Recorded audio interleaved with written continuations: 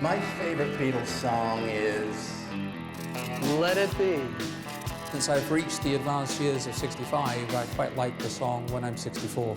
Golden slumbers fill your eyes. My favorite Beatle is Paul McCartney. My favorite Beatle is John Lennon. I never really did understand Yoko, but I forgave him that anyway.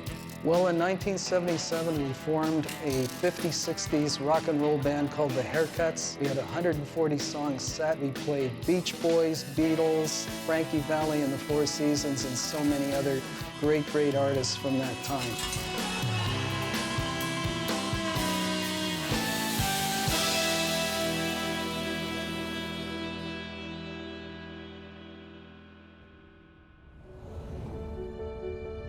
The beginnings were indeed very, very, very humble, primarily because both of my parents came to Canada as displaced persons after the Second World War.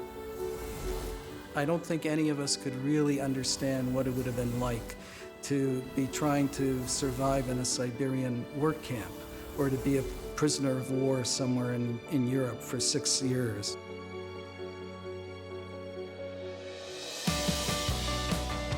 They met here in Toronto back in 1949, 1950. And at that time, they had to work at 2 jobs to be able to raise enough money to be able to buy their first home, which was a semi, in what was Little Poland. Toronto at that time had Little Italy, Little Portugal. These were areas where, as in my case, I didn't learn any English until I was 6. And I only learned it then because I had to go to school, so I had to be able to speak English. When you think about the fact that this generation then decided that they were going to give everything they possibly could to their children so that their children would have a better life, so that their children would have opportunities, so that their children would have stability, so that their children would not have to endure any of the pain and suffering or other things that they had to endure. We have what we have today thanks to their efforts and to their sacrifices. Well, when I first met George, I felt that he was very organized. He's very personable. He really knows or knew so many people in real estate. And he's grown that network incredibly over the period of time. Of all the people I know, probably his contribution to the real estate business is the least understood. The conferences that he's run have helped profile many, many people in our industry and have helped the knowledge and sort of communication level in our industry beyond where it is in almost any other jurisdiction I know in the world. We started from zero ground. The only thing we had was inspiration and a desire to build a home for deaf-blind people. And George was on my committee. He worked for the government at that time, and we needed funding from the government. So we had to inspire George to help us out, and we did. And he came through with it, and we got the first home in the entire world built for deaf-blind community. In Ontario, where we have 14.5 million people or thereabouts in population, there's 2,000 people who are known to be deaf-blind. Now, I don't know how many of you know of a person who's deaf-blind, have someone in your family who's deaf-blind, but for us, as a charity, what we realized was that they were smaller than a grain of sand on a beach in terms of any political clout or any activity. If he undertakes to do something, it is done, and if he doesn't have the time or doesn't wish to do, he won't dilly-dally, he will tell you so.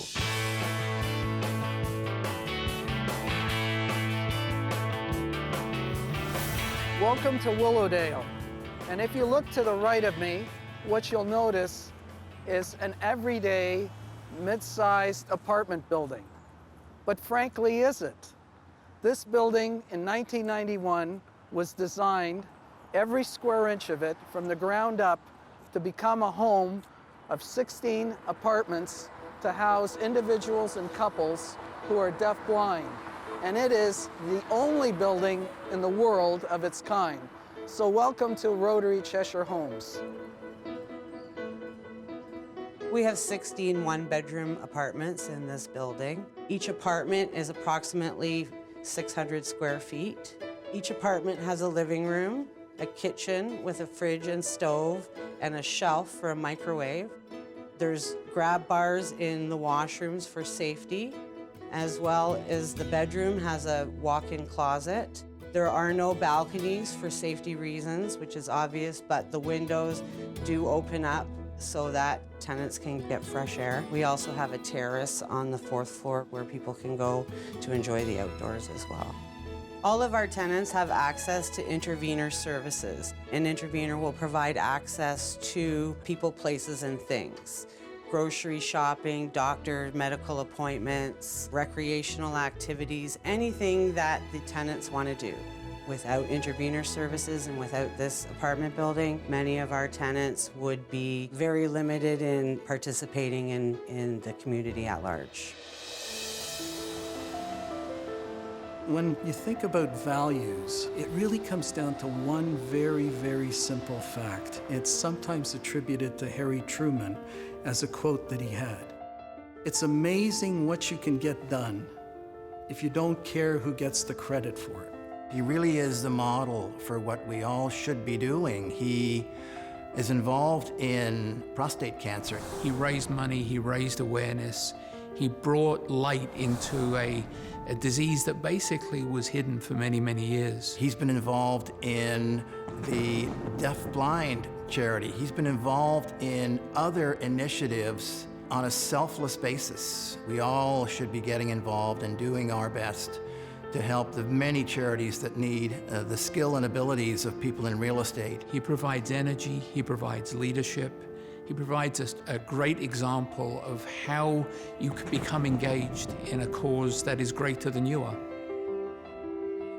George is an integral part of our foundation, and he's made a tremendous amount of contribution in raising money, building contacts, and getting things done. The easiest thing is to write a check and support a philanthropy. The harder thing is to roll up your sleeves and to actually get involved in something that is meaningful.